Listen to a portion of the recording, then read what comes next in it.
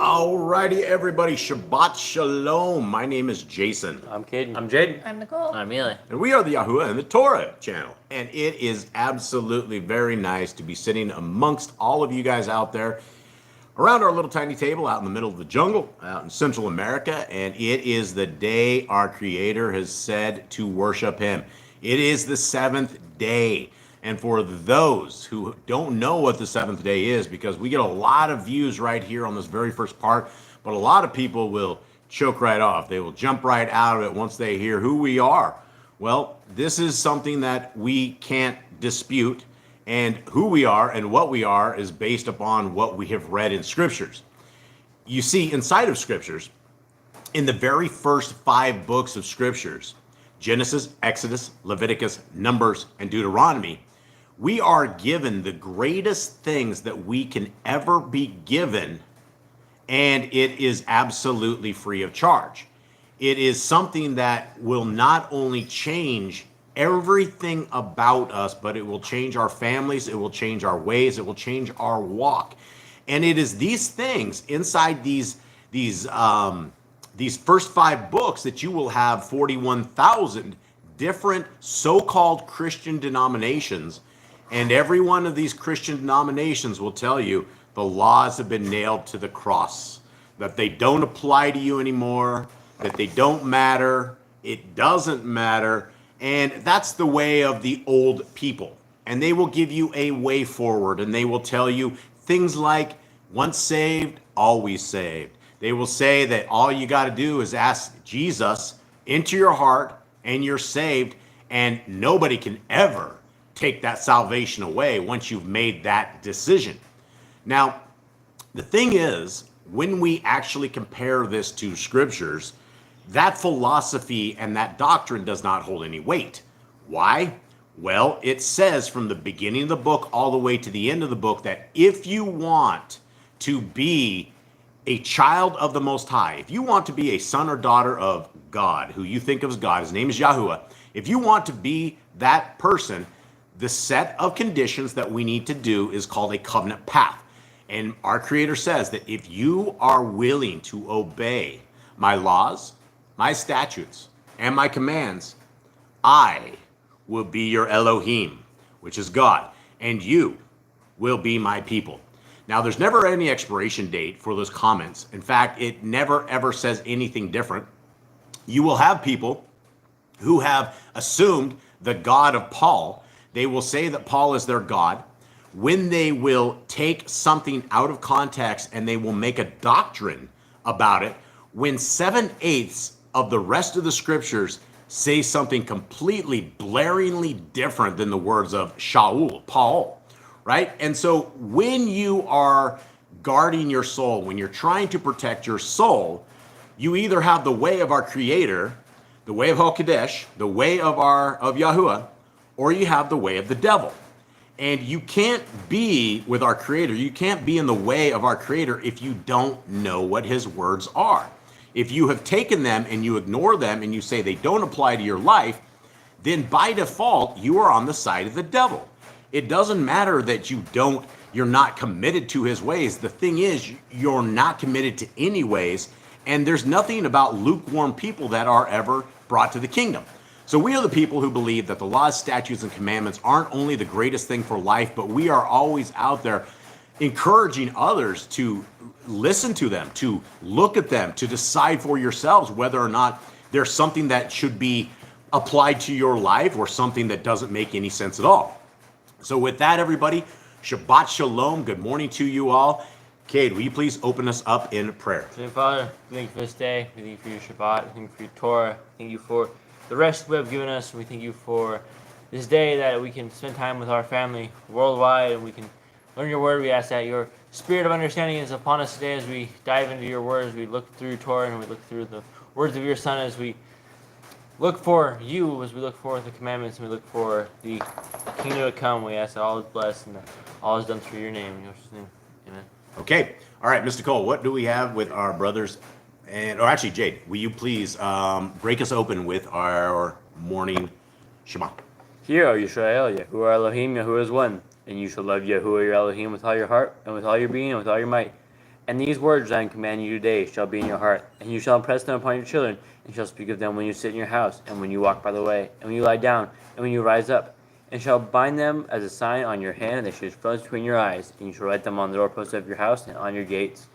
Okay, so we have things that say we should take a set of guidelines. Now, these are the same set of guidelines that I was encouraging everybody out there to not, if you don't like them and you don't love them, at least look at them and decide if they are insane or if they are things that would enhance your life, maybe enhance your family. There's all of these things right here. But what we're talking about is we are talking about the instructions of our Creator that he has told us to write as frontlets between our eyes, right? That is something a lot of people don't understand. Nothing we do in this world should be done without the power of the Torah behind us. When we go into battle, and we go into battle every single day, the second you get up and you take your first breath, there are darkness. There's darkness all around us that wants to take our heart, mind, and soul, that wants to take us away from our Creator. And when we are writing a set of instructions as frontlets between our eyes, you're not going to look at the world the same way everyone else looks at the world. You're going to look at it from behind the lens of the Torah. And when something comes close to breaking the laws, statutes, and commandments of the Torah, then that's something that you would absolutely want to stay away from. But you won't know what breaks the laws, statutes, and commandments of the Torah unless you actually know them, which is what will take us into the next section right here, which is our Torah commands. And before we do that, Ms. Nicole, will you please say hi to all our brothers and sisters out there? All right, we have Candy and Ruby. We have Sarah, Jeremy and Callan, Joanna, Andy and Elizabeth, the other Elizabeth, Armando's mom, Genie Not of This World, Emissary of Elohim, Chaim, and that's it so far. We're Okay. missing a whole bunch of family members. All right. Well, hopefully everybody out there, whenever you guys get into this, hopefully you guys are doing well. Hopefully you guys are having a successful week. And hopefully you guys have made it to a Shabbat without any kind of dilemma. Okay, so what we are going through right here is we are going to go over the laws, statutes, and commandments of our Creator. These are what we are supposed to have as frontlets between our eyes. They are supposed to be something that we as Yah's people not only know, but we are able to know and minister to others, right? There's commands in this, things that we're supposed to rebuke the sins of our neighbors, right? We're supposed to let others know that they are going against the laws, statutes, and commandments of our Creator. Now, you wouldn't be able to do that unless you actually knew what the laws, statutes, and commandments of our Creator are. So this is why we go over this every single Shabbat, because these things are simply amazing, and the more that we go over them, the more that we will apply them to our minds, and the more that we will have them in our arsenal for defense and for offense when we need. Commandment number 1, be fruitful. Commandment number 2, multiply. Replenish the earth. Subdue it, have dominion over the fish, fowl, and every living creature. They are bearing, and every tree is for food. Man and woman should build their own families. Master sin. Every clean moving thing that lives shall be food for you. Do not eat the blood. Walk before me and be perfect. Guard Yahuwah's covenant, laws, statutes, and commandments. Guys, look at this. This command right here takes up an entire page, right? Look at this. And not only a page, it takes like a page, and almost takes, in fact, it does. I think it actually takes 2 pages. So let's see if that is correct. So right here, that is right there. 624 is at the bottom. This is almost 2 1/4 pages, guys, of this one single command right here. Guard Yahuwah's covenant, laws, statutes, and commandments. Now, we're told over 53 times in Scriptures to do this. There's no other commandment that we have that is reiterated over and over and over as much as this particular commandment. Now, why do you think our Creator, the one who actually wrote these commandments, tells us to guard the laws, statutes, and commandments of Him? Well, it's because nobody does it, right? And so this is the value. When you say nail the commands to the tree or nail the commands to the cross, and you have been told over 53 times right here that not only should you not be nailing the laws to the cross, but you should be embracing your life into them. You should be bathing in them, right? This should be as a particle board between you and the world, and nobody does it, right? Nobody cares what it says when we have 2 1/4 pages that tell us we need to guard them. Very important. Okay, something to consider. Every male shall be circumcised at 8 days old. Teach your children the commands and guard the way of Yahuwah. Remember Yahuwah's name for all generations. Keep the Passover, Pesach. Keep the feast of unleavened bread, the festival of matzah. There was one Torah for the stranger and one for the Hebrew. Sanctify all firstborn to Yahuwah. There are no mighty ones before Yahuwah. You shall not make graven images. Do not bring Yahuwah's name to naught. Keep the Shabbat. Honor your parents. Do not kill. Do not break wedlock. Do not steal. Let's go back up real quick to keep the Shabbat. It's obviously not as big as the other ones, but it has a lot of reiterations to us. And if you bring in from the Apocrypha all about the Shabbat, I would say there's going to be at least 2 pages when you see this, right? Keeping the Shabbat, right? This is the beginning of the Torah walk. A lot of people will never get the Scriptures, but they kind of get the Shabbat, and they kind of figure it out. And a lot of times, we can use the Shabbat as the trigger for others, saying, "Hey, let's take a look at this day. Let's see if there's any reason that you guys would not want to have a full day of rest," right? The only reason that people would not want to have a full day of rest is if they were out there trying to grind and make some money, right? It's going to make you very, very upset if you're out there being a grinder and all of a sudden you go into a Shabbat and the day of Saturday, right? The Saturn's day, where they will literally have all the shopping, all the stuff. The entire week is wound down to the day that is actual Shabbat, where everybody is breaking the Shabbat because they're out there buying and selling, right? They're out there doing things that we should absolutely not be doing. They're traveling, kindling fire, rolling all over the place. And making other people work as well, right? The guy's putting your stuff into a bag. There's money being there. There's all sorts of commands that are being broken. by simply breaking the Shabbat command. And so sometimes we can use the Sabbath day as an entry into these guys. And if they can see a value in doing and keeping what our Creator has said, then hopefully they will see a value in the rest of these commands, which are absolutely amazing. Continuing on, honor your parents. Do not kill. Interesting command, right? Do not kill. We've all heard this before. And I talked to a tremendous amount of my brothers and sisters in chains. And I got a comment this week that I was kind of, it didn't surprise me, but the brother was like, I like these commands, but when you paste them, I start to feel really bad about the things I've done in my life. And that's the point of the Torah, right? The point of the Torah is that we understand the heart, mind, and soul of our Creator, so that when we do things that are outside of Torah, we understand this, right? There's a command that we need to be repentant for the sins of our past. And when we come up with stuff that we've done in the past, like, wow, you know what? I shouldn't have done this back in the day. We need to repent for all of this, right? And the Torah is there to humble us. It is there to guide us. It is there to put us in alignment. It is there to put us physically and spiritually where we need to be. And without the Torah, we're a bunch of blind people that are trying to cross a bridge with a bunch of holes in it, right? We're not going to make it through. We're not going to make it across the finish line with our little sticks trying to run a thing with holes. It's just over.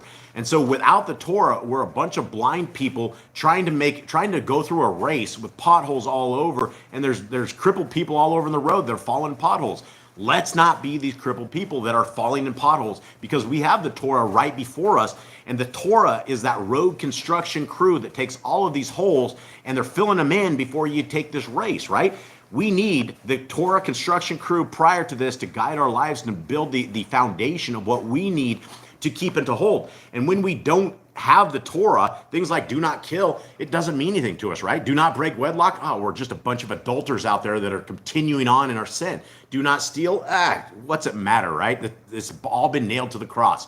That's the problem with religion in general, is that it has led us to great evil. Okay, and Sound City Solutions. Yo, brother, that's crazy. I saw Sound City Solutions in there because we had a sister from another place that actually, I believe you began one of the processes of waking these people up. And it was crazy because I guess you were in our chat. And this is why I always tell people, guys, be courageous. Be courageous in your talking to people, in your ministering to people, into your loving people and loving your neighbors, because the world is prime right now for the Torah life. It is primed for something that pulls these people out of the darkness, because all we know right now is a life of darkness. All we know is that we have all of these different religions and everybody has a guide to being saved, but not a single religion ever corresponds with what the Bible says. It goes against the Bible. And so Sound City Solutions is a dude out there. I don't even know who this guy is, brother, but I do know that he actually made a dent in a whole nother family that is now a Torah keeping family. And without his grains out there and planting the seeds out there, there's a beautiful couple that probably may have never ever come into Torah. So that's just amazing. Yeah, and that's it. And it's Andy and Elizabeth, right? Sound City Solutions got me and Elizabeth here. Yeah, so that's the power of us being courageous and letting these people know. Guys, not every time that we minister will it go right. In fact, probably 90% of the time you're going to run into these hard-headed Christians that have their salvation all figured out, and they don't want a different way, right? When you don't want a different way, if you're not seeking the Creator, you will never find Him. But when those of us that are out there tossing seeds out and planting, you never know when that seed is going to take off. You never know when Yah is going to pop that right water in there. And there's a lot of people who are kingdom people who we don't know, right? This is why that me and my family have jumped into prison death row. It has been a very, very blessed time that we are out there. There's a lot of brothers that are very open to a lot of this. A lot of brothers, they're sick of religion, right? They've heard it. They're in their faith wards. They have all these Christians in there that are teaching them the way. All these people in there that tell the prisoners, I almost ended up where you guys are at, but it's thanks to God that I didn't.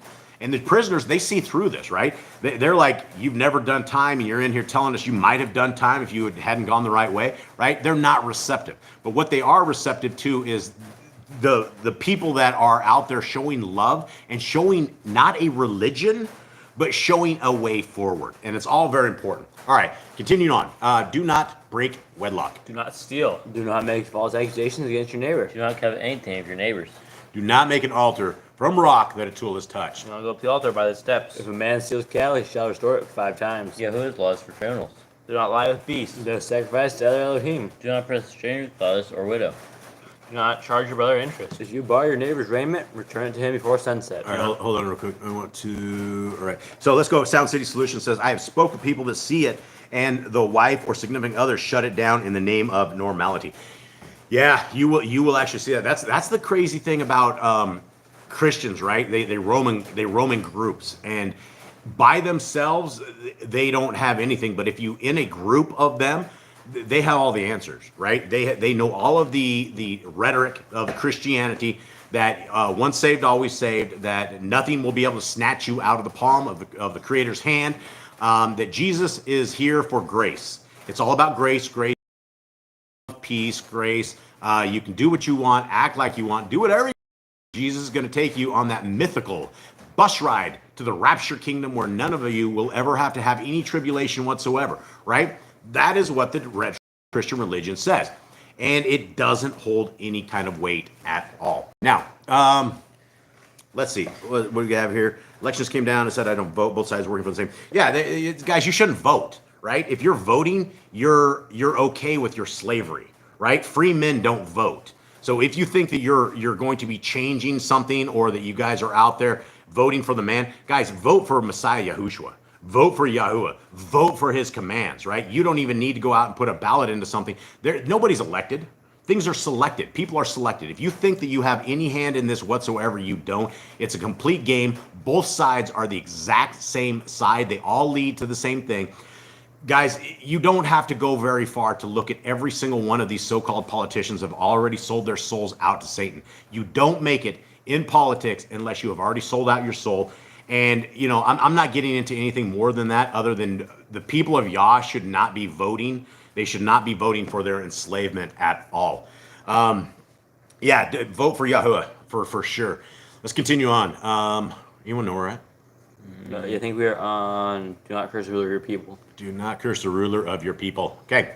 Do not eat what is torn of any beast. No false report. Do not follow a multitude of evil. Do not judge righteously against the poor. Now, the multitude of evil could be the Christians right down the road, right? I hate to say it, and I hate everybody I don't hate everybody, but I hate when people will sit there and they go off on me on this. But when you have let's say a church of people that are all going against the will of our Creator, those people unfortunately are evil. And Christians by default think that when you're a Christian, people are like, oh wow, you're a God-fearing, God-loving person. But when you look at the doctrine of Christianity, Christians don't have any laws. They have nothing, right? They have supposedly the 10 moral laws, but then they break the 4th commandment, which is to keep the Shabbat. So Christianity by default is an extremely dangerous religion because they're lawless. And Matthew 7 very clearly says, lawless people go to hell. That's from the words of our Messiah. And you can put it wherever you want, and the Christians will go, well, that's not talking about us. It's absolutely talking about all of us, right? If we are lawless, our Messiah will say, depart from me. You who work iniquity, you who are Torahless, you who are lawless. It's the exact same thing, right? So very dangerous words. Continuing on. Do not judge unrighteously against the poor. Bring back your enemy's cattle you find it going astray. Help the animals of your enemy. Stay away from rumors and gossipers. Take no bribes. Do not oppress a stranger. Love the stranger. Give your land rest in the 7th year. Do not mention any pagan names. Keep the feast of Yahuwah. Do not cook your goat in his mother's milk. Obey the messenger Yahuwah sends before you. Do not bow down to other Elohim. Serve Yahuwah. Make no covenant with other Elohim or outsiders of the land. Do not make use of your own on a person. Do not make use of perfume on a person. Do not eat the fat. Do what you say you are going to do. Return what is your neighbor's. Obey Yahuwah's dietary laws. Women's time of separation. Obey Yahuwah's hygiene laws. Keep the Day of Atonement, Yom HaKippurim. Do not uncover the nakedness of your family. Do not take your woman's sister for wife. Do not lie with a woman her uncleanness. You shall not sacrifice your children to Moloch. Do not be a sodomite. Be Kodesh. Do not reap the corn of your field, or you shall not clean your vineyard. Do not deal false, or you defraud your neighbor. Do not lie or be a liar. Pay your workers the day's wage they are due. Do not harm the disabled. Let's nail that command to the tree, guys. Let's just take do not harm the disabled, and let's run with the Christian rhetoric, right? The laws are on the cross, guys. We don't have any other laws, nothing else. So what protects the disabled out of this thing? This is the danger when we don't have a set of moral guide from our Creator.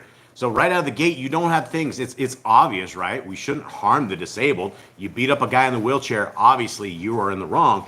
Now, but we don't have commands like this, right? We don't have this. And when you are in the Christian religion, what they will tell you is that the Holy Spirit tells you all of this. Oh, we don't need the laws. We got the Holy Spirit. We can eat this pork because we pray it away. We pray the unclean food away, and it becomes clean food so that we can toss this across our palate and just ingest this disgusting animal, right?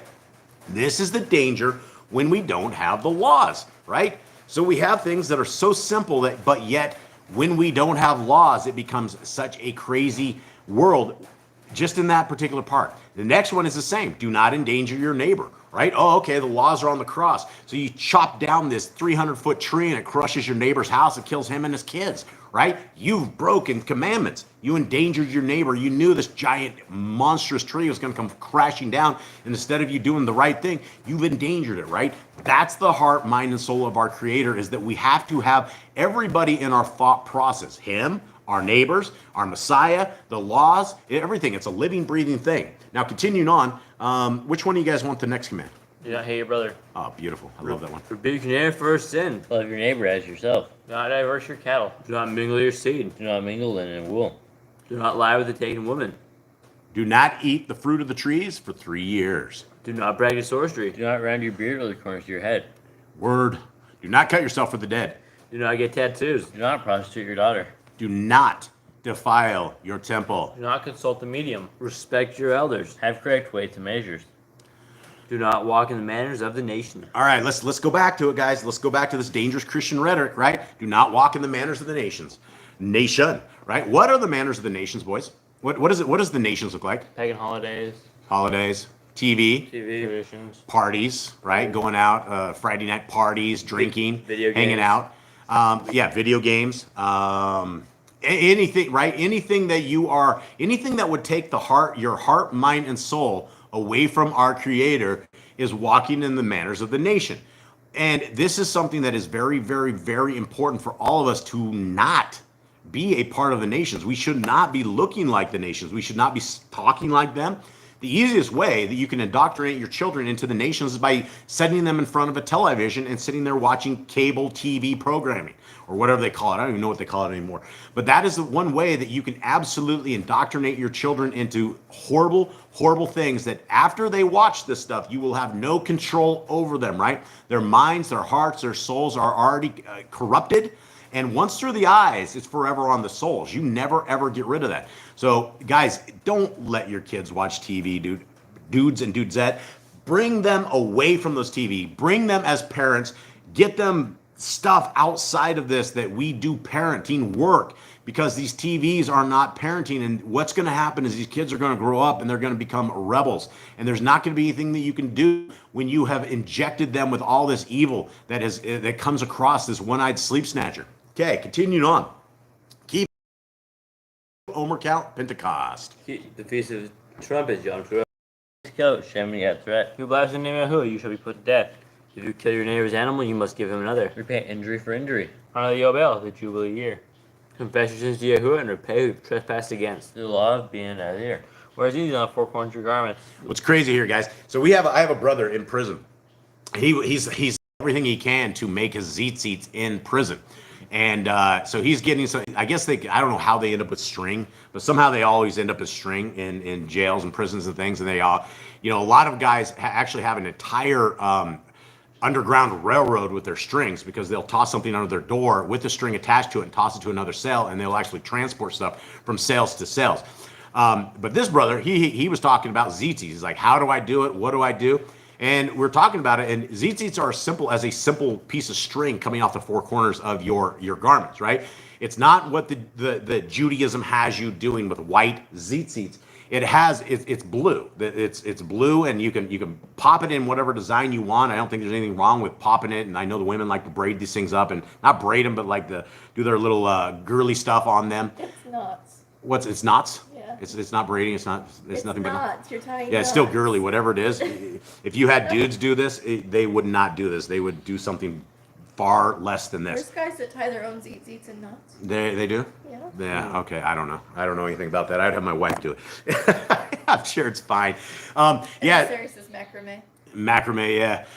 And so anyway, this guy is taking strings, and he's somehow they're able to get dye. And this guy's he's not in death row, but he's in segregation because just in December he almost killed a guy.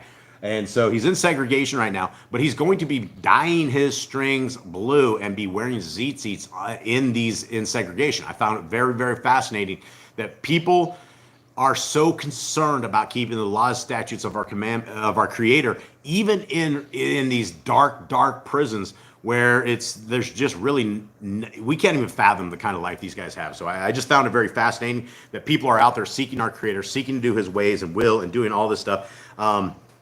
And so it's amazing. Continue on. The Torah of whoever touches a corpse. Follow Yahuwah's law of inheritance. Law of keeping your oath to Yahuwah. Do not add or take away from the word. Important. I'm going to stop and talk about this because this is where we all get into a lot of trouble. And Eli puts his head down and goes to sleep every time I start up onto the soapbox here. But hopefully it's not too much of a soapbox. Hopefully it's something that all of us understand. When we add or take away from the word, anytime you jump into a religion, it doesn't matter if it's Catholicism, it doesn't matter if it's Hinduism, it does not matter if it's Buddhism, it does not matter. You are adding to and you're taking away from the word. It's very, very, very important. This is why when you're dealing with the religion of Judaism, the entire world is so confused, right? There's either the so-called Christians who hate the laws of our Creator and don't have to keep them and have their own way, or you have the Jews that kind of hate the word of our Creator, hate our Messiah, and they hate His whole ways. And so people don't know. They're like, you're either a Christian or a Jew. Oh, you're a Jew, right? No, absolutely not. Without a shadow of a doubt, we are not in Judaism. Judaism has hundreds of other books, right? They add and add and add and add and add. And then you ask them what the Torah is, and they'll say all of their hundreds of other books. And in these hundreds of other books, when you actually read them, there are some of these so-called oral commandments that are a little bit suspicious, right? A little bit breaking of the commandments, especially where you're able to, I don't even know what you can even say on YouTube anymore. But they allow sex with 3-year-old children, right? That's not in Torah anywhere. We don't have that. We don't. That's foreign to us. We don't have this. So. All of these things, right? You're not going to want to hook your star under a religion. You want to hook your star under Yahuwah, and you want to take His guidance. We got to get man-made garbage out of here. All this man-made mumbo jumbo. This is not what Scriptures are. And when we add to the word, and when we end up worshiping on the wrong day, or we end up eating unclean foods, or when we end up doing all these other things because we don't have any laws, we're taking away from it, right? Very, very important. And that goes us to the next one, which I talk to my brothers and sisters in chains all the time. Guard your soul. And, I was talking to another brother today, and Mr. Cole will probably give me a scowl here for going over these things. But I was talking to another brother today, and, I brought up King David, right? And I brought, everybody's like, King David's just, he's a stallion. That guy's a stud. That guy's just a man after Yah's own heart. Well, when you look at some of the stuff King David did, he should be on death row, right? The dude should be on death row inside of a Texas prison system because not only did he kill a man and have him murdered, but he also did conspiracy to kill him. And not only that, he committed adultery. He's a marriage breaker. This dude he was a foul guy, right? He did some foul stuff. And that may make a lot of people angry because a lot of people just like worship King David. But yeah, he was, Scripture says he's a man after Yah's own heart. But I don't think that was the man after Yah's own heart about that time, right? And so this is why there is hope for these brothers and sisters in chains. Even though a lot of these guys have done just the most horrific stuff you can even fathom, that if King David was able to make it through that and he was still able to be a man after Yah's own heart, there's hope, right? There's hope in repentance. There's hope in that Torah walk. There's hope in getting the proper way forward. And a lot of us didn't know this. A lot of us had no idea there was a set of guidelines our Creator had for us. We grew up in Christianity. That was just something very, very foreign. So continuing on, that goes to the next one, right? Learn to fear Yahuwah.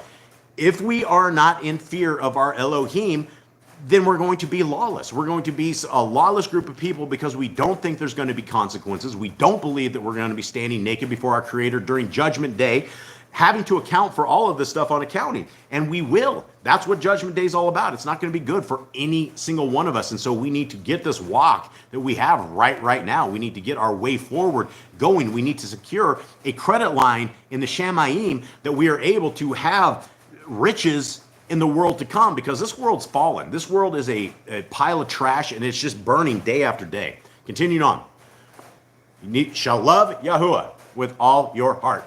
Find the Torah upon your hand in the frontlets between your eyes. Write the Torah laws on your doorposts. Do not tempt Yahuwah. Do what is right and good in the sight of Yahuwah. And you're not going to know what right and good in the sight of Yahuwah is if you don't know the Torah. If you do not know the laws, statutes, and commandments, by default, you wouldn't know you shouldn't drink blood. You wouldn't know you shouldn't eat fat. We didn't know there was a commandment not to harm the disabled. I didn't even know any of this stuff, right? So doing what is right and good begins with walking the Torah as perfect as we can possibly do it. And it's not good. Guys, the Torah is not something that we can walk with perfection. It is something that we will always attempt to get aligned back in and get as perfect as we can be, but it's not going to be something that is just an easy walk that you don't have struggles and tribulations and trip up all the time. Continuing on, do not be afraid of your enemies. Your heart. Cleave to Yahuwah. Swear by his name. Destroy graven images. Yahuwah as the pagans do to their Elohim. Rejoice on Yahuwah is blessed you with. Do not do what is right in your eyes. Do not hearken to the words of false prophets. Do not make any baldness between your eyes for the dead. You shall not eat any abominable thing. You shall give to a stranger clean food that dies of itself, but you shall not eat of it. Give tithe of your increase of seed year by year. The laws of the end of the 7-year release. Do not borrow from the nations. Do not harden your heart, nor show your hand from the poor. Guard one of Yahuwah's calendar. 3 times a year, all males shall appear before Yahuwah. You shall make judgment in all your gates. Do not plant Asherah poles near the altar. There must be 2 or 3 witnesses. Hearken unto the prophet Yahuwah has chosen. Prophetess of Deuteronomy. Do not move your neighbor's property line. How to deal with a false witness among Torah keepers. The first child to get double portions. If your brother's cattle or clothes lost, and you find them, you must return them. A woman should not wear what pertains to a man, nor a man wear what pertains to a woman. If you find bird's nest, the mother and the babies or eggs, take the babies and not the mother. If you build a new house on a flat roof that you lived on, you must put a railing around it. Do not be a prostitute. Do not use dirty money. Law of divorce. Do not take a bird's millstone for a pledge. If you lend to your brother, do not enter his house to get your payment. He must bring it to you. Return his clothing before sunset if that was his pledge. Do not press a hired servant that is poor and needy. Every man shall be put to death for his own sin. Do not go back for the forgotten sheep in the field, neither for the stranger, fatherless, and widow. Do not muzzle your ox when he treads out the grain. If your brother dies and has no child, you shall take his wife and name the firstborn after your brother. At the end of 7 years, you are to read the Torah, the Feast of Sukkot, the Feast of Tabernacles. Okay, there we are, brothers and sisters, friends and family. The greatest things we could ever possibly hear in all of our time has just been mentioned, and may YouTube record this for all the people that come way after all of us that are here. And I hope that somebody out there will actually seek these amazing things, and that you guys will that we can high five each other in the kingdom to come, right? This is what it's all about, right? Getting the people of our Creator and getting the kingdom brought forward.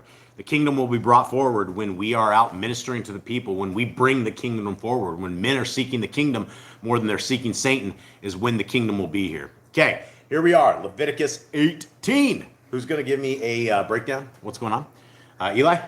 Not so fast, Eli. Slow down. Jade, will you take this one? All right, so we have the people of Israel. They made it out of Egypt. They made it in some wars. They made it in the mountain, got some laws.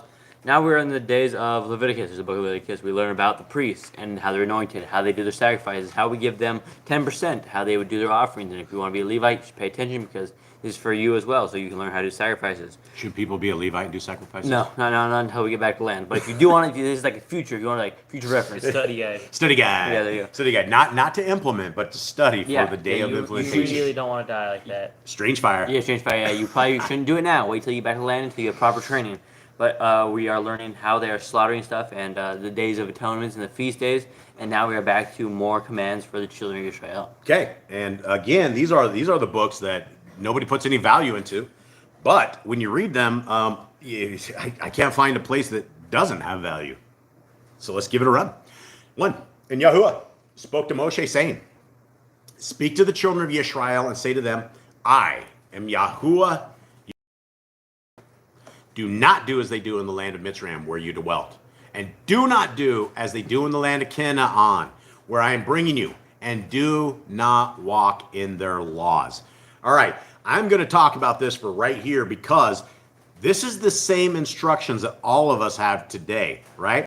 When we have come into Torah, when we have come into the ways of our Creator, things that we used to do are not the same things that we would do, right? If you are Torah-based, if you are Yah-based, if you love our Messiah and you hate the world, then you wouldn't be found in a movie theater. You would not be found sitting there doing anything that they do, right? You're not going to be putting up a Christmas tree of Nimrod's phallus and having your children get on their knees to Nimrod's phallus, right?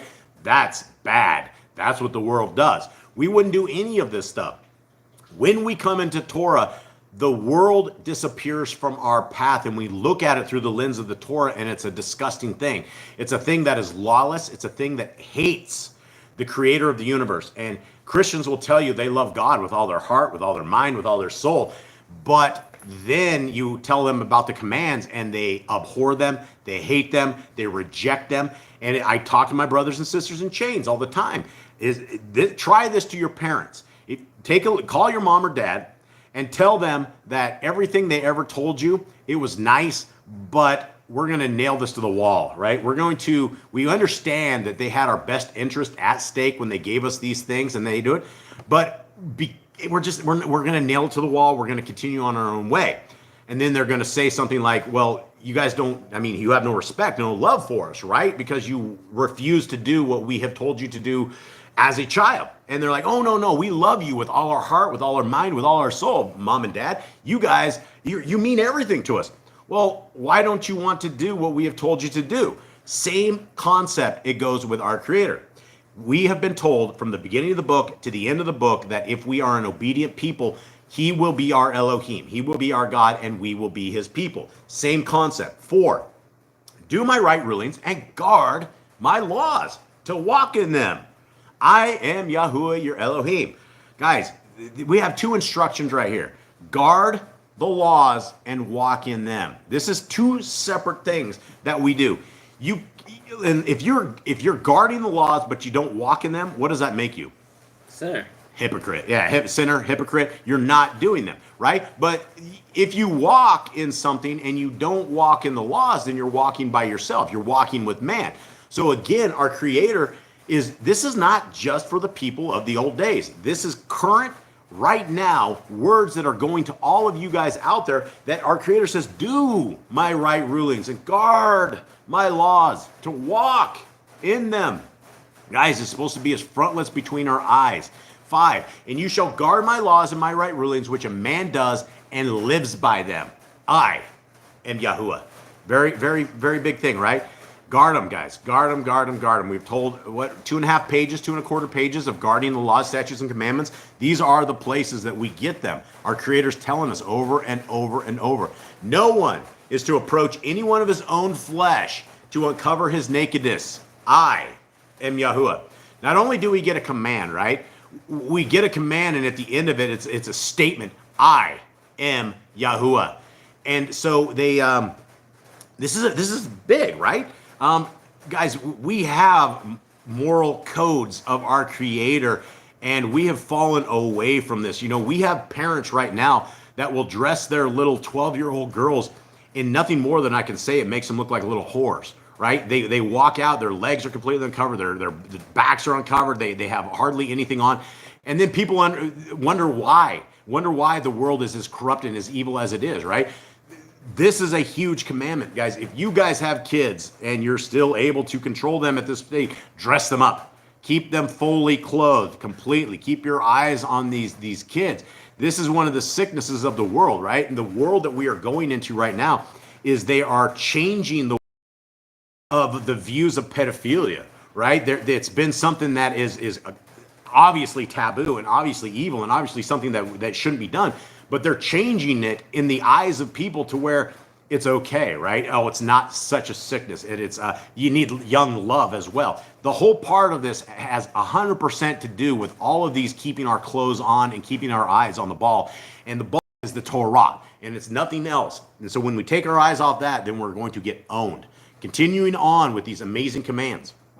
The nakedness of your father's wife, you do not uncover. It is your father's nakedness. Anyone want to explain what that is? What does that say? Don't basically look at your family member, like your mom or your dad. Don't look at mama with no clothes on, that, right? Like, expose your dad. So. It's foul, right? It's not meant to be, right? That is something between a husband and wife. That is something that is not supposed to be shared. I mean, there's a lot of weird stuff with people and their nakedness. Continuing on, 9. Whoops. Let's go a little further. The nakedness of your sister, the daughter of your father, or the daughter of your mother, whether born at home or elsewhere, their nakedness you do not uncover. All right, boys, take a stab at this. What does it say? Don't uncover your sister. Right? Yeah, and whether or not it's your direct sister, like it's from your mother or from another mother or something of the sort, that it becomes your sister, you are not to look at them naked. There's all sorts of evil that comes out of this stuff, guys. I mean, it seems like we shouldn't actually have to explain this stuff, but it seems like probably we do. 10, the nakedness of your son's daughter or your daughter's daughter, their nakedness you do not uncover, for theirs is your own nakedness. Okay, so who would a daughter's daughter be? It'd be like Granddaughter? yeah, right. So you have rules and regulations right here for grandpa, grandma, right? Don't be a disgusting old grandpa, right? We're not supposed to be looking at your daughter's naked, right? Keep your eyes off of evil like this. Continuing on. The nakedness of your father's wife. Is there something in chat I should be looking at here? Just Sarah said that her mother-in-law told her son that it's okay that he dates a teenager and he'll be 23 this week. Yeah, you know that's a problem, right? And that's the world that we are going into, where everybody thinks that's okay. Observe modesty, guard your gates, shield yourself from observing evil. Yes, emissary has it, right? Caim has it, right? The eyes are the windows to the soul. When you, and I talk about this all the time, the pornography, right? That is one of the greatest wickednesses that has ever been in our time. You know, the TV, maybe TV was the greatest. Religion is another big one. Pornography, that thing. Larry Flint and all those guys from back in the day, they're burning in hell right now, and they justifully have destroyed the world. Really, truly, they destroyed the world because of their porn. Continuing on. The nakedness of your father's sister, you do not uncover. She's your father's flesh. The nakedness of your mother's sister, you do not uncover. She is your mother's flesh. Now, who are we talking about? Your aunt. Aunt and uncles, right? Right? Don't get freaky with anyone like this, right? This is not meant to be. It's not good. 14, the nakedness of your father's brother, you do not uncover. You do not approach his wife. She is your aunt. Okay? Kind of clear, right? Yeah. Keep your clothes on. So, I mean, that's the bottom line of what we're dealing with right here, right? Don't subject yourself to evil. 15, the nakedness of your daughter-in-law, you do not uncover. She is your son's wife. You do not uncover her nakedness. There's some freaky deek stuff, right? Right out of the gate, nakedness of your daughter-in-law. So we're talking about dad checking out the kids' wife, right? Abominations, right? This is stuff that is private between a husband and a wife. It is not meant for public display. It is not meant for any of this. It just corrupts society. It corrupts a house. It is messed up. It's not good at all. Okay, continuing on. The nakedness of your brother's wife, you do not uncover. It is your brother's nakedness. What do we have, Phyllis? Your sister-in-law? Your sister-in-law, right? Yeah, anybody who is ever married to you guys, your brothers, you would not expose your wife, right? You would not do anything like this. The nakedness of a woman and her daughter you do not uncover, nor do you take her son's daughter or her daughter's daughter to uncover her nakedness. They are relatives. It is wickedness. There's tons of stuff out there, especially in the world of pornography, where they have women and their daughters out there, and it is a fetish inside of the entire pornography industry.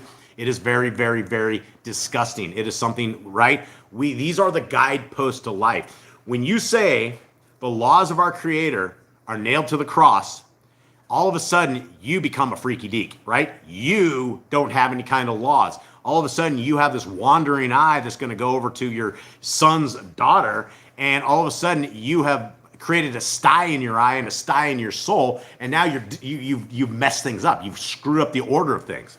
18.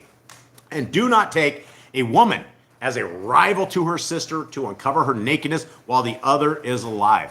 Where do we get this command from? Where did this happen? Why do we have this command? Jacob and his wives. Leah and Rachel. Yeah, Leah and Rachel. We saw from, that's the thing about in Torah is multiple marriages is not against the law. And a lot of people have a tremendous amount of problem with that. And, it's not something for today, I do not believe. It is something that was for way back in the day when a group of marauders would come by and basically decimate your entire family. The best way to ever stay alive back in the days was to grow a family as quickly as possible and to have that level of protection, which is why that was implemented. But as far as it's a marriage wrecking thing, and we see a lot of these so-called Torah groups where they have multiple wives and things like this, and it always turns into some sort of weirdo, sick freak fest, right? There's always some sort of freaky deek stuff into it. It was not meant. You're not going to have a group of marauders that's going to come and take your family away from you and kill everybody, right? The days of this having to happen, things like this, where you're trying to build families that quick, it's not like that, right? We don't need that. When you have a wife, you have a husband, there's one. That is the commitment. That is the spirit's joining bond, and that you don't need to get crazy like this, right? It's not good. Okay, continue on. I just want to say one thing. All right. Christina, which is new, she says when people are counting up to 613 laws, they'll count each and every one of these, like leave your relatives alone isn't one. Yeah, you're absolutely right, Christina. We went over that, I don't know, probably like 5 or 6 years ago. Before we ever put the Torah commands down, we were like, okay, so the Judaism tells us there's 613 laws. And we went through them. We spent weeks, maybe months or something, going through them. And a lot of the laws were reiterated. They were out of place. They didn't make any sense how they had put them. And I don't know how they came up with 613, but there's absolutely, without a shadow of a doubt, not 613. You could probably add a whole bunch of stuff because there's commands like cleansing, health commands where we have lumped a lot of the various little pieces to it into one. I mean, you could probably get couple hundred if you wanted to finite it, but like a lot of like the health commands, you can break that down into a whole bunch of little ones. And so, yeah, there's not 613 for sure. Okay, rolling on. Here we are, 19. Did I do 18? Yes, 19. And do not approach a woman to uncover her nakedness in her monthly separation of uncleanness. Huge thing, right? That's something that is, we always tell people, based upon scriptures, if your woman is cycling, leave her alone. Let her have her time of separation. Don't be bugging her. Don't be messing with her. She's obviously probably not feeling real well as it is, and she is going through a cycle. So it is one of those things that back in the day, you would have a separate house for your woman who was cycling. You would have a place that she was comfortable, a place where she could rest and chill out, and did not have to deal with the rigmarole of having to live life along with having her body completely owned. And not all women cycle the same. Some is like nothing. Like they don't even know they're cycling. And some women, just leaves them on the ground, crushed. And so it's one of those things. Mr. Cole raised her hand up in the air. She says crushed. Okay, so there you go. More information than you know. Okay, 20. And do not have intercourse with the wife of your neighbor to defile yourself with her. Seems obvious, right? I feel like we shouldn't have these commands if they're obviously doing something wrong to where we're having these commands. Yeah, that's the thing, right? If you love your neighbor as yourself, we're not saying love your neighbor's wife as yourself, right? That's not what this is saying at all. You become an adulterer, you make him an adulterer. Your wife, if you are married, she's now an adulterer, and every time that you have sex after that, you are an adulterer even more, right? Every time your neighbor has sex with her, she has become an adulterer. And there's all sorts of these dirty secrets and all sorts of this evil stuff. Guys, it's corruption inside of our society, and we don't do things like this. 21. And do not give any of your offspring to pass through Moloch. and do not profane the name of your Elohim. I am Yahuwah. Guys, this is a huge thing, right? Not only have we decided this command doesn't apply to us, the whole world doesn't think this command applies to them. Guys, you have abortion clinics in Israel that are open until 11 p.m. at night. On any one of the banks, you can go and have your kids killed in Israel alone. So for those who believe certain things that the media has spun, when you are killing your kids off to Moloch on the operation table of the white coats, it's the same thing, right? It's not the same as back in the day when you grabbed your kid and you stuck him in the arms of Moloch and dropped him in the fire. We are way beyond that. We are so professionally killing right now. Millions of children die every single year in the United States. Hundreds of millions die worldwide. Abortion is the ultimate sacrifice to Moloch, and it's become modern day, right? It's become, there's abortion clinic on every corner. You know, the U.S. had this thing, Roe versus Wade, where some states decided not to. You just go to the next state and go kill your kid, right? We live with the abortion tables to Moloch, and we have really, really, really killed off. And when you look at the population of North America and the third, what is it? How many million? 330 million, I think, somewhere around. I was talking to another brother in chains, and he asked me, he's like, how many people are born in North America every year and how many people die? And it was roughly the exact same amount. And he thought that was pretty fascinating because North America doesn't grow like the rest of the world. Like, you don't have families with a whole tremendous amount of families in there. When you go to other countries, there's sometimes families with like 10, 11 kids in the house, and that's pretty normal.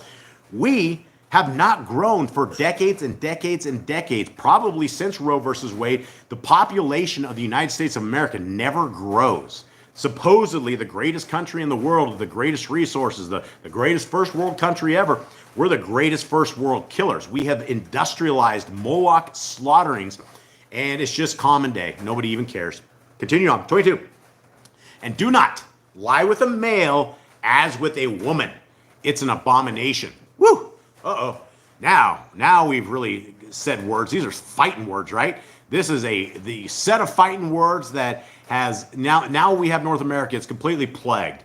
And what happens in North America happens across the world, because North America is one of the leaders of disgust, right? When you look at 75% of all the pornography in the entire world comes out of California, right? Right out of California, you have all of these STD-ridden porn stars that are sitting there corrupting the entire world.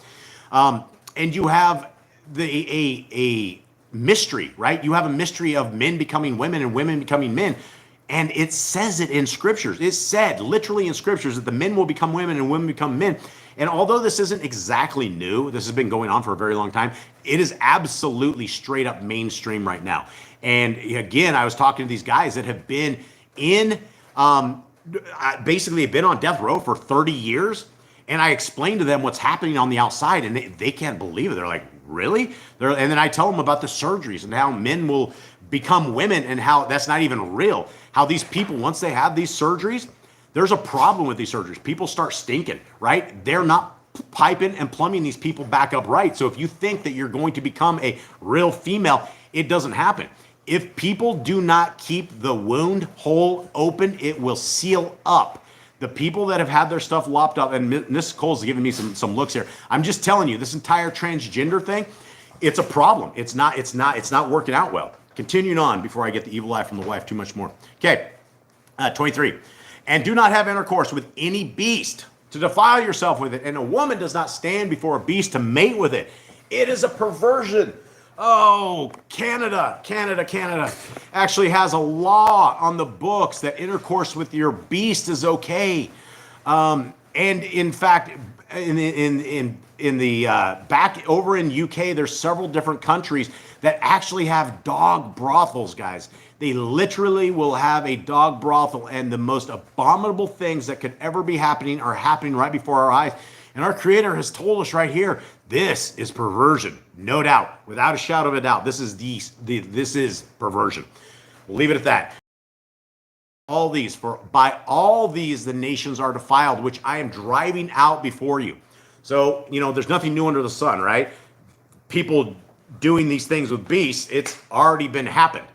And so, continuing on. Please watch your dog. 25.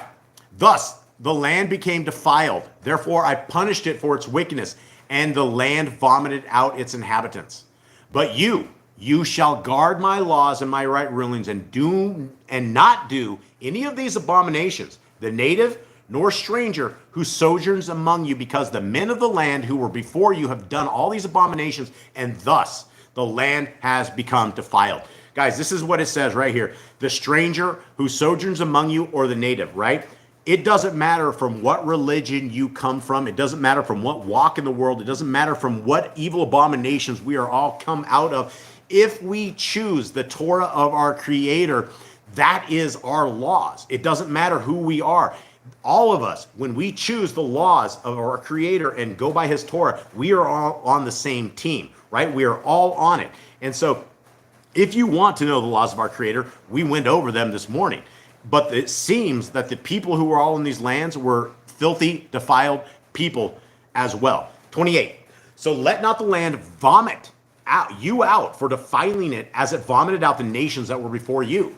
For whoever does any of these abominations, those beings who do them shall be cut off from among their people. And you shall guard my charge. Okay? You should guard this, right? What our Creator is saying is right here. Everything that we just heard right here and from before that, all the scriptures prior, were to guard them, right? So as not to do any of these abominable practices which were done before you, so as not to defile yourselves by them. And it goes to the second thing. It goes, I am Yahuwah your Elohim, right? If you want our Creator to be your God, there's a set of rules, a set of guidelines, a set of ways that we need to be and that we need to act. Okay, sorry guys. Sorry, Sarah. Didn't mean to make your lunch terrible. It is what it is, right? And if people don't know the actual sickness of this, it doesn't. There's no way to make a man a woman and a woman a man. It just don't work like that, no matter what you attempt to do with your sorcery. Sun City Solutions says this is supposed to be an all-inclusive safe place. He says I'm just joking. I don't know about an all-inclusive safe place. There's a lot of stuff that we say that would make a lot of people very upset. But we try the best we can. It should be an inclusive safe space according to the Torah of our Creator. Okay, here we go. Let us go. We're into Matthew 18. We're switching gears right here. We're switching priests, right? We're going from our Levitical priests who were average men who had to go and atone themselves before they could ever atone for us, people that could not just go into the temple and help us before they freed themselves from their own abominations, right? Now we have Messiah Yahushua, Jesus Christ, who has come, and he not only walked the Torah perfectly, but he knows everything that his pops taught him prior to creation, and it could have been for billions of years for all that we know. Our Creator and his Son were in the realm that they were in.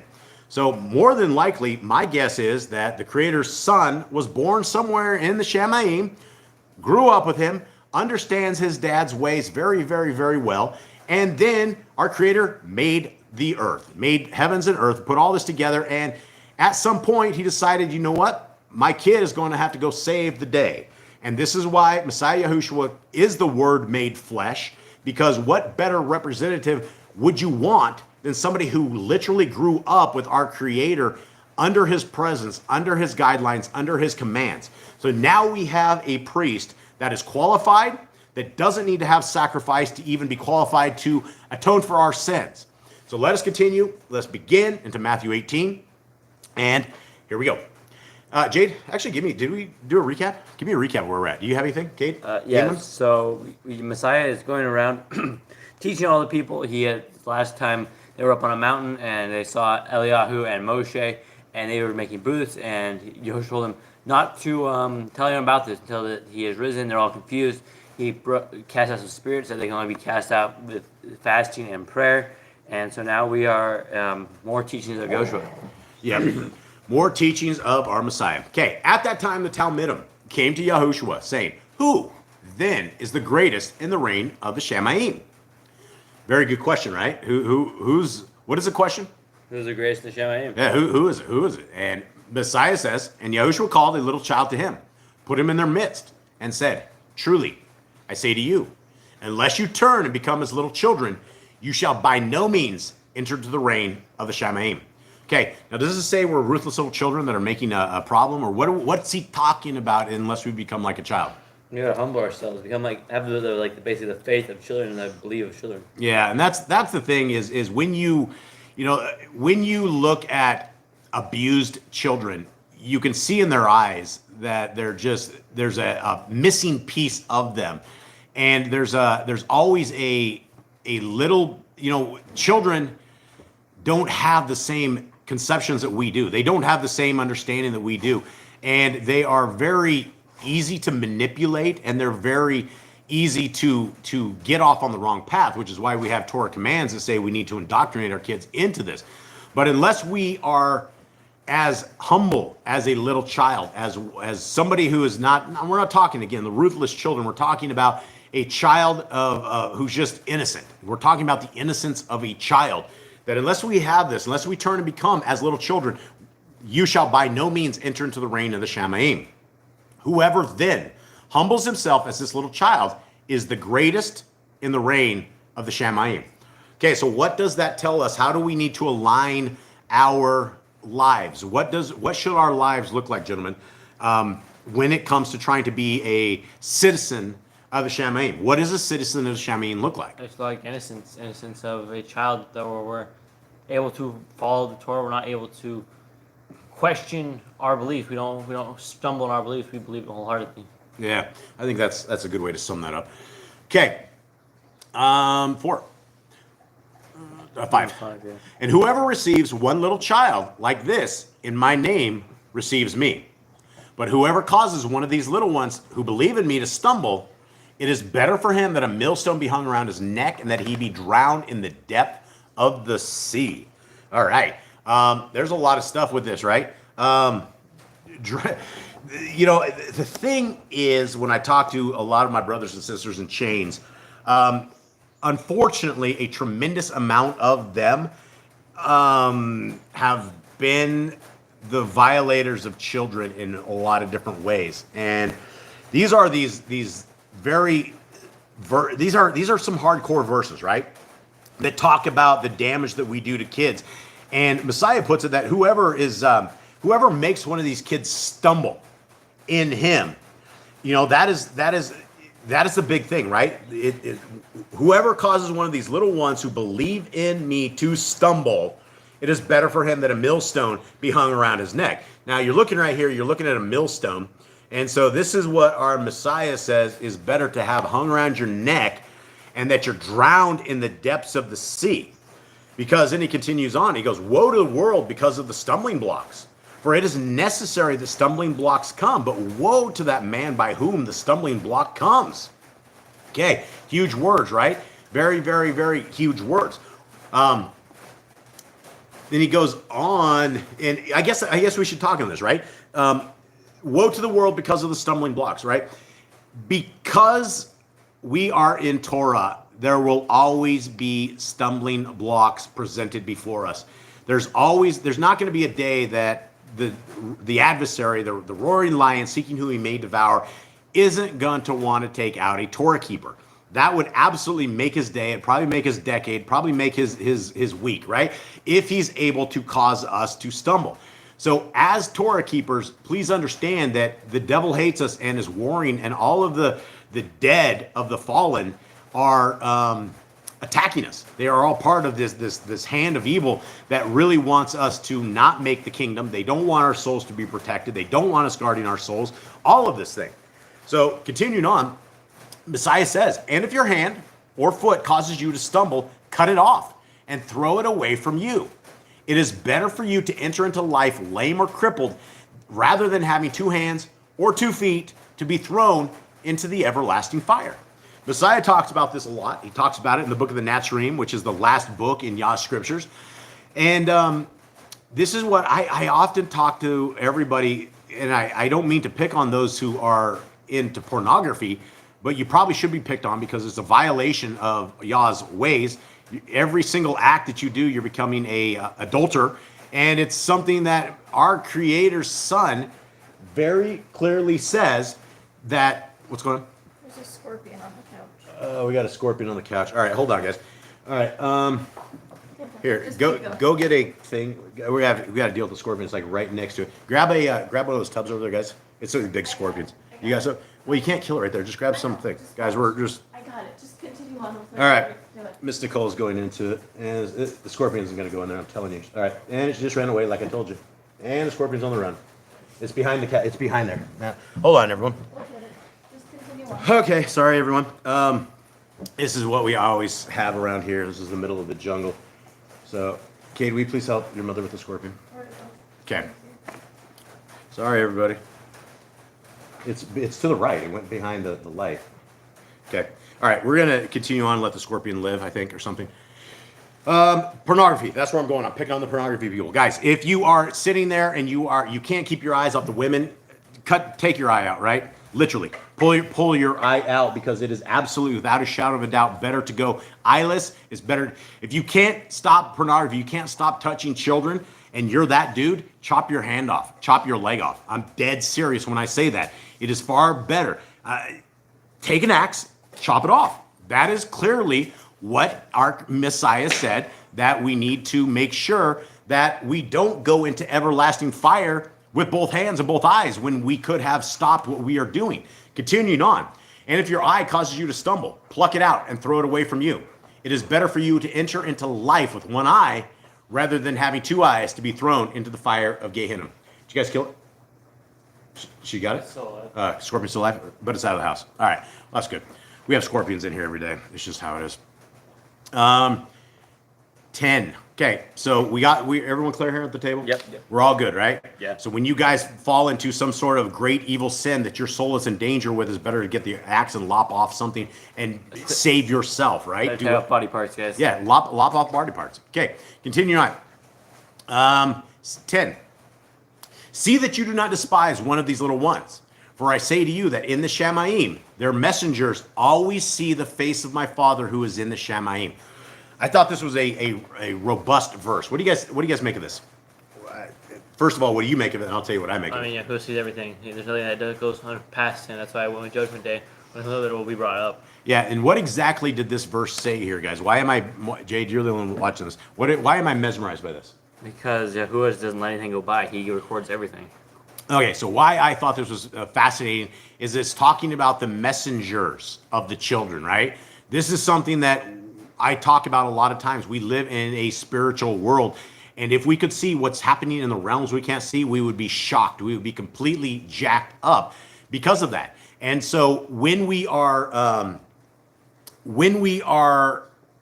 understanding that we have messengers, right? There are extracurricular spiritual entities that are assigned to us. And the more that you are in Torah, the more loyal you are to our Creator, I believe the more loyal you will have in these extracurricular messengers that are always around us. But I found it fascinating that Messiah is talking about the messengers of these children that are able to see the face of our Creator. Now, continuing on. For the son of Adam, for the bin of Adam, we're talking Messiah, has come to save what was lost. What do you think?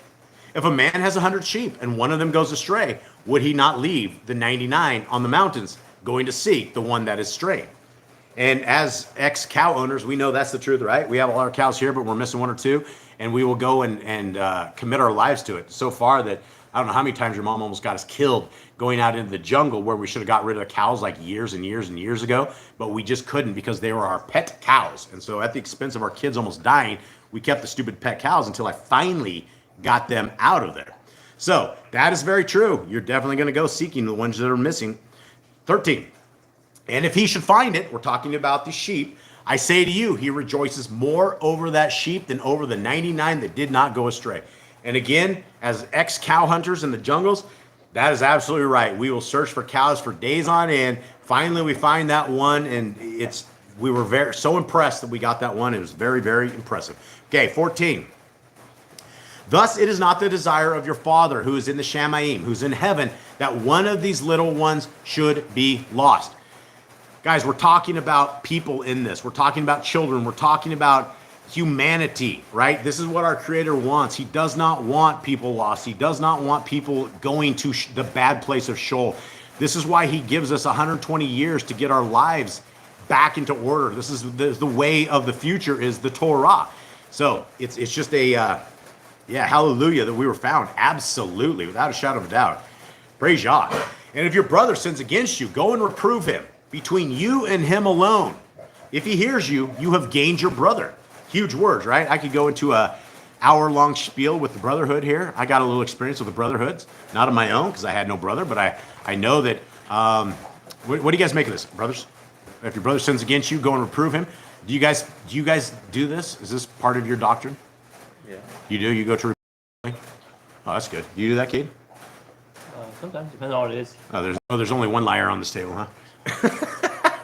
Okay, continuing on.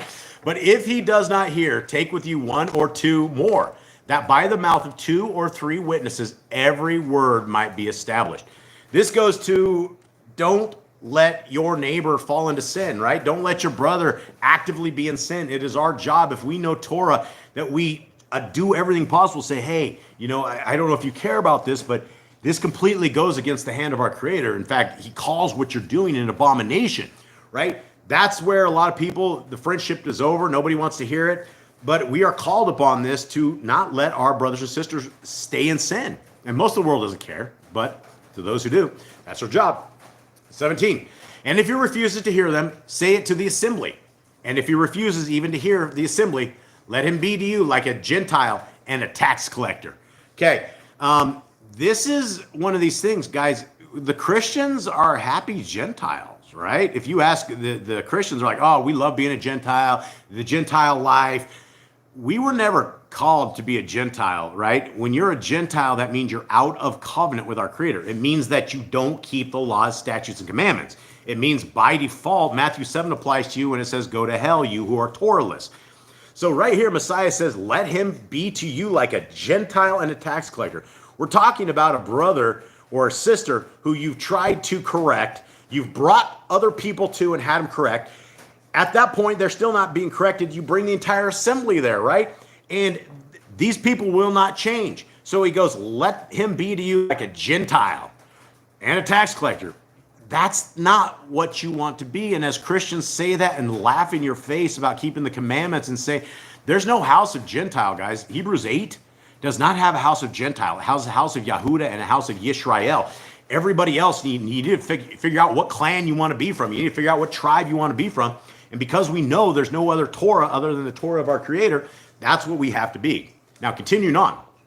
Truly, I say to you, whatever you bind on earth shall be having been bound in the Shamayim, and whatever you loosen on earth shall be having loosened in the Shamayim. There's a lot of stuff to this verse. There's a tremendous amount of stuff that what happens in the physical, there's a mirror replica in the spiritual, and vice versa. There's a connection between heaven and earth. There's all sorts of things to this, and this gives us a little bit of understanding about binding things, right, and about what is happening here and there. A lot of different views on that particular verse. 19. Again, I say to you, if 2 of you agree on earth concerning any matter that they ask, it shall be done for them by my Father in the Shamayim. Okay, well, let's talk about this. It says concerning any matter that they ask. How about 2 guys are sitting there wishing they could go murder somebody? Is this... it has to be according to the will of the Father. According to the will of the Father. Now, how do we know what the will of the Father is? Well, we'll go with Torah. Yeah, Torah. We'll go hand in hand with Torah. Won't be something against it. That's it. We don't know what the will of the Father is. We would never know what the will of the Father is unless we read his words. And when you nail them to the cross, that sounds satanic. 20. For where 2 or 3 are gathered together in my name, there I am in their midst. This is a beautiful verse, right? Now, do you think this happens on a Sunday in the church of on the Sol Victus Day? Are where people are gathering? Do you think our Creator is gathering with them? I don't think so. I mean, they're not in Torah. They're not. I mean, are they? Is he hanging out maybe on a day that's not a day of worship, just blessing the people that are? I don't think he'd be blessing much Gentiles that don't even know who he is, don't obey his commands. Yeah, I would agree with that. Okay, 21. Then Peter, Kepha, came to him and said, Adonai, how often shall my brother sin against me and I forgive him? Up to 7 times. So Peter, being the rock that he is, wants to know if he can get away with forgiving his brother 7 times. Now, brothers around this table, Eli, What do you think about 7 times? Should you forgive all the times that you've been offended at your brothers? Is 7 times enough to forgive them, or do we need more? A lot more. A lot more. How many more do you think we need to forgive these guys? A lot. 70. Yeah, more than 70. Okay, so what is our math, guys? 70 times 7 is what? 490. 490 times. Okay, so let's say, for instance, have you guys been to the forgiveness plate 490 times with your brothers? Maybe. Anyone? Over our Yeah, entire entire lives. Probably. Yeah. Probably. Yeah. Probably 490 times that you guys actually said sorry to each other. You guys said it more. I don't think you guys say sorry to each other that much. I mean, We're talking 490 times in the course of 21 years. Do you think that's happened? I remember. I think I know so. that you guys used to say sorry when we're like, say sorry, you're getting another spanking. That would happen. But now let's take it. Let's say we made it. You guys have all offended each other 494 times. What's the last straw? When is the last straw? I guess I think if you you start. start. Yeah, you start. Right? You start the forgiveness. I don't know. I mean, at some Do point. we stop at 494? 490. 490. I mean, I know 490, but you made it to 494. That's what I'm saying. Do we? You've taken it 4 past the 490. What do we do? And you forgiving? Do we stop there, or do we continue I don't forgiving our think brother? y'all stop forgiving us. Should I so- even be having this conversation with a bunch of brothers? Probably not. They're all shaking their head no. Yes, you forgive them. Or you do it 70 times 700, and then you continue on, is the point. Thank you, boys. Okay. You're welcome. Thanks, Eli. Okay. 23. Because of this, the reign of the Shamayim is like a certain man, a sovereign who wanted to settle accounts with his servants. And when he had begun to settle, one was brought to him who owed him 10,000 talentum, but he was unable to pay. His master commanded that he be sold, and with his wife and children and all that he had, and payment be made. Ooh. Then the servant fell down before him, saying, Master, have patience with me, and I shall pay you all. And the master of that servant was moved with compassion, released him, and forgave him the debt. Now, who's the master? Who's this really telling us about? Yahuwah. This is Yahuwah, right? This is one of these parables that Messiah tells over and over and over with just a different way and a different path. And so he's talking about our forgiveness, right? As human beings, guys, we mess up a lot, especially where we didn't have the Torah as our foundational base growing up. Most of us didn't have parents that sat there indoctrinated into this. We didn't know anything other than man's right and wrong. And when it comes down to it, it's not the same as Yah's right and wrong. 28. And that servant went out and found one of his fellow servants who owed him 100 pieces of silver. And he laid hands on him and took him by the throat, saying, Pay me what you owe. Then this fellow servant fell down at his feet and begged him, saying, Have patience with me, and I shall pay you all. But he would not, and went and threw him into prison till he should pay the debt. And when his fellow servants saw what had been done, they were deeply grieved and came and reported to their master all that had taken place. Then his master called him and said to him, Wicked servant, I forgave you all that debt, seeing you begged me. Should you not also have had compassion on your fellow servant, as I also had compassion on you? And his master was wroth, and delivered him to the torturers, until he should pay all that was due to him. So also, my father of the Shamayim shall do to you, if each of you from his heart does not forgive his brother his trespasses. All right, fellas, brothers, what did this just say is the end of all ends here if you guys don't forgive each other? But if you don't forgive, he doesn't forgive us. We have to forgive to be forgiven. And where did it say that the person who doesn't forgive goes? Does it go to the circus? Does it go to hang out in the land of pillows or something? Or where does it go? No, it goes to Who did it say went? Lake Fire. Yeah, well, who did it say he sent him to? Torture. The torturers. This guy got sent to the tortures. So the whole last part of this entire chapter has 100% to do with us forgiving our brothers and loving our brothers as ourselves, loving our neighbors as ourselves. And, we can have fun around this table with the brothers here, but this applies to all of us out there, right? When we go to bed with anger in our heart, when we hate people, when we're holding these grudges, we have an example in scriptures that our Creator's not going for this, right? We have to forgive as we are being forgiven for our sins. It's not a one-way street. It's not that our Creator just simply forgives us and we don't have to show that same compassion to others. We absolutely, without a shadow of a doubt, have to align our lives to what the Torah says, and that's part of the Torah. We love our brothers as ourselves. We love our neighbor as ourselves. There's no other way. The kingdom to come is not going to be a whole bunch of people fighting each other. It's not going to be a bunch of people that can't figure out the calendars. It's not going to be a bunch of people that hate each other because one person got something wrong. It's going to be people that are soldiers and loyal to the cause, that love each other, and they finally have a family. We will finally have a family that truly loves the Father of the universe, who loves the Creator so much that all of the people who keep laws, statutes, commandments are family. That's what Messiah himself said. The people who are his families are those who are in covenant, who keep the laws, statutes, and commandments of our Creator. And so with that, guys, I think we'll call this one, unless there's anything anyone else has in there. Yeah, unforgiveness is poisonous. Absolutely, without a shadow of a doubt. Yahushua HaMashiach is my Savior. That is, it does poison you, right? It is one of these things that I will tell you, as holding grudges for decades not only hurt my heart and hurt my body and hurt my relationship with my parents. It was something that it never leaves, right? It's like this little gremlin that you live with, and this gremlin, he just wants you to hate, he wants you to have discontent, he wants you to be angry. And you know what? The thing is, most of these people you're angry with have long gone and forgotten all about it. They don't even know why you're offended at them. And so you hold on these grudges for decades and years. At what? The expense of your health? The expense of our spiritual souls? Because we know that we're not supposed to be angry. We're not supposed to hold on to this. So once we figure this out and find our way forward, that's what the Torah life is all about. Okay, so Jade, will you please bless our brothers and sisters? Yahweh barak you and guard you. Yahweh may his face shine upon you and shall favor unto you. Yahuwah will lift up his face upon you and give you peace. Thus I shall put my name on Shil Yisrael, and I myself shall barak them. Okay. All right, everybody. We're going to end with this song. We love you all. We hope you guys have a wonderful, wonderful day.